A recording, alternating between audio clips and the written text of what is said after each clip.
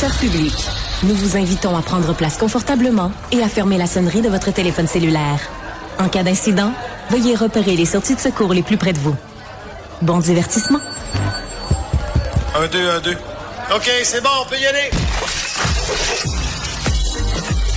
Sophie Durocher.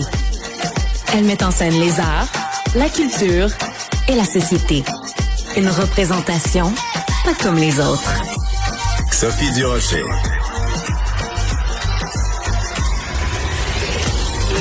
Ah là là, bonjour. Excusez-moi, je suis encore en train de rire parce que on rigolait avec Benoît parce que Benoît, il trouve que je raconte des histoires plates.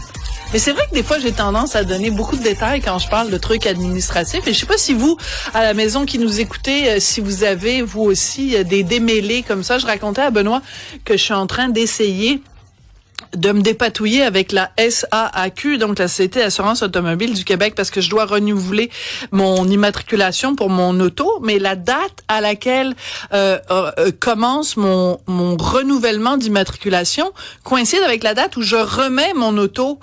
Alors, si vous avez des idées de ce que je devrais faire, écrivez-moi, parce que moi, j'essaye d'appeler la SAAQ, puis je me fais raccrocher au nez à chaque fois, dans le sens que le système informatique de la SAAQ dit il y a un trop gros volume d'appels, rappelez-nous plus tard, et là, ça raccroche. Donc, tu rappelles plus tard, puis ça raccroche, puis tu rappelles plus tard, puis ça raccroche. J'ai fait ça 8 fois ce matin. La fille était ben tannée. On va parler de plusieurs sujets qui vous touchent aujourd'hui, mais on va surtout commencer avec une étude sur le revenu viable. Le revenu viable, c'est quoi? C'est le minimum qu'on peut, dont on a besoin au Québec si on veut vivre dignement. On va parler de tout ça avec Eve-Lyne Couturier. Elle est chercheuse à l'IRIS et autrice de l'étude sur le revenu viable. Vous aimez ça, ce mot-là, autrice? Je préfère ça à auteur. Ah, ben parfait. Bon, ben parfait. On n'est pas obligé d'être d'accord. Moi, j'aime mieux auteur que autrice, mais je le respecte. Donc, je veux pas vous ménommer. Donc, vous êtes autrice d'une étude extrêmement intéressante que j'ai consultée, donc, sur le revenu viable. Pour les gens qui nous écoutent, quelle est la donnée qu'on devrait retenir? La donnée qui est, selon vous, la plus importante, la plus percutante qui ressort de l'étude que vous avez effectuée? Ben, c'est compliqué à dire parce qu'il y a tellement de données dans l'étude du revenu viable, mais un des aspects qui est intéressant à garder en tête, c'est la grande variation entre le revenu viable dans les différentes villes, parce qu'on calcule le revenu viable pour 3 types de ménages: les personnes seules, les familles monoparentales avec un enfant d'âge préscolaire et les familles de 2 adultes, 2 enfants d'âge préscolaire, dans 7 villes du Québec. Et on fait ça depuis 2015. Donc, cette année, le revenu viable pour une personne seule varie de 31 696 $ à Trois-Rivières à 42 884 $ à Sept-Îles. D'accord. Alors ça, vous venez de dire le nom de Sept-Îles, et moi, quand j'ai regardé l'étude, je capotais ma vie parce que Sept-Îles, pour tous les gens qui nous écoutent, vous habitez à Sept-Îles, c'est la ville au Québec où ça prend le plus gros revenu parce qu'on a absolument besoin d'avoir une voiture. Exactement. C'est ça qui explique la différence. Exactement. Donc, c'est assez fascinant quand même quand on étudie comme ça, comme vous le faites à l'IRIS. On doit tenir compte de ça parce que quelqu'un peut vivre dans le centre-ville de Montréal, pas besoin de voiture, mais il y a des villes où on n'a pas le choix. Absolument. Et le travail du revenu viable, on le fait depuis 2015 et on a changé la méthodologie de temps en temps pour essayer de s'adapter à la réalité de qu'est-ce que ça veut dire sortir de la pauvreté, aux différents besoins des gens.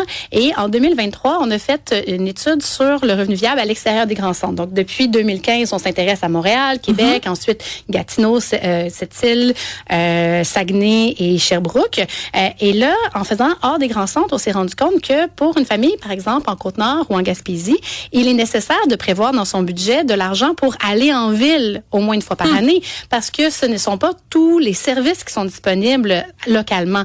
Pour aller dans des examens médicaux spéciaux, pour aller chercher des objets, du matériel qui est plus spécialisé, c'est nécessaire de sortir de sa région. Et on a été obligé d'ajouter ça aussi pour cette île. Donc oui, ça prend une voiture, mais ça prend aussi un budget pour aller dans un plus grand centre pour compléter ses besoins en termes de services ou de matériel. D'accord. Alors ça, c'est absolument passionnant.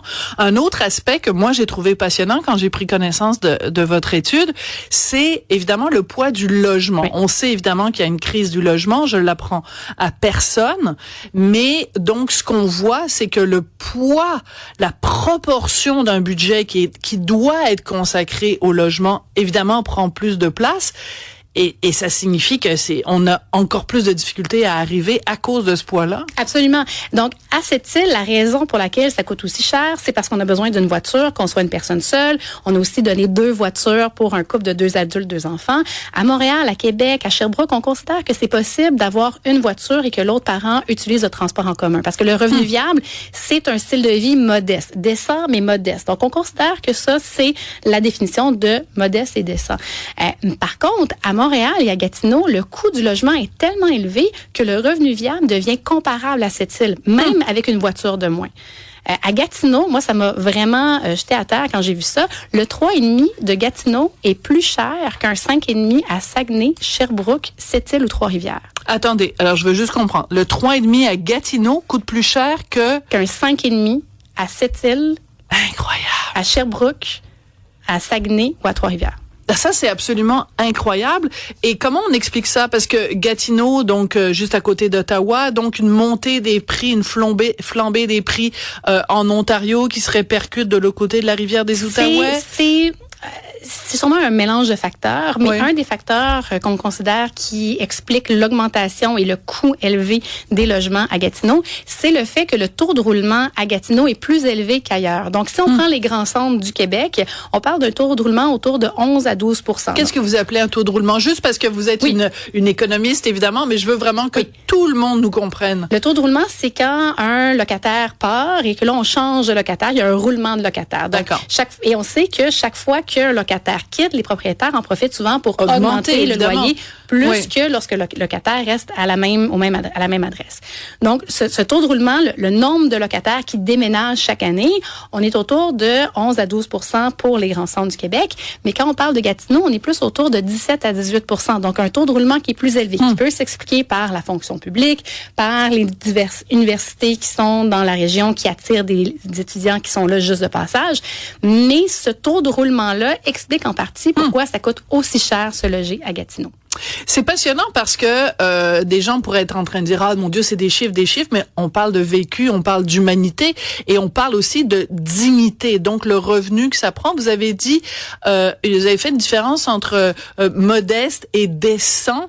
Donc, c'est ça aussi votre préoccupation, c'est de dire voici combien d'argent on a besoin de disposer pour vivre décemment. Est-ce qu'on oublie complètement des notions comme le seuil de pauvreté ou c'est encore des notions qui sont valides? C'est toujours valide. Ce qui est intéressant, nous, ce qu'on aime faire, c'est mettre pas en opposition, mais en continuum, la mesure du panier de consommation avec le revenu viable. Les 2 mesures sont des mesures de panier, c'est-à-dire que ce sont des mesures qui s'intéressent au coût réel des objets. Donc, c'est pas relatif au revenu médian, moyen, c'est vraiment combien ça coûte un logement, combien ça coûte se faire une épicerie pour répondre à ses besoins alimentaires. Et la mesure du panier de consommation, c'est une mesure de couverture de besoins. C'est-à-dire, si on a moins d'argent que la mesure du panier de consommation, à ce moment-là, on n'est pas capable de répondre à ses besoins. On n'a pas assez d'argent pour l'épicerie, on n'a pas assez d'argent pour le logement.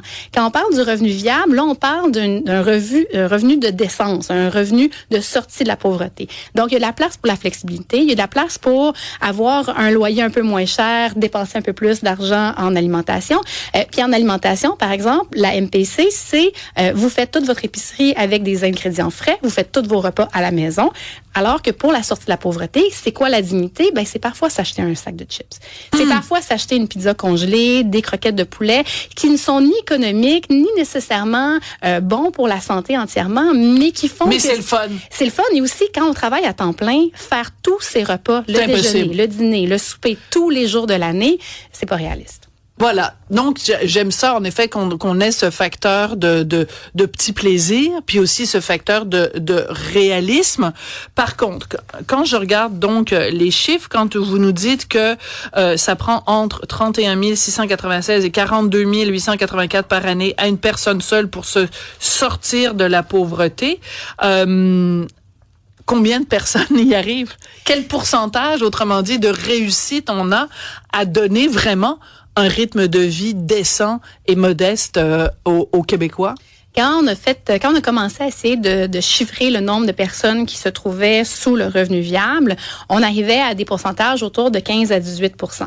Quand est arrivée la pandémie, puis il faut dire que les chiffres qu'on a pour estimer la population sous le revenu viable, c'est toujours des données qui sont en retard sur la réalité. Bien sûr, parce qu'il faut le temps de les analyser. Exactement. Fait qu'on n'a pas les chiffres de 2025. Les derniers chiffres qu'on a avec la courbe de distribution des revenus, c'est 2022.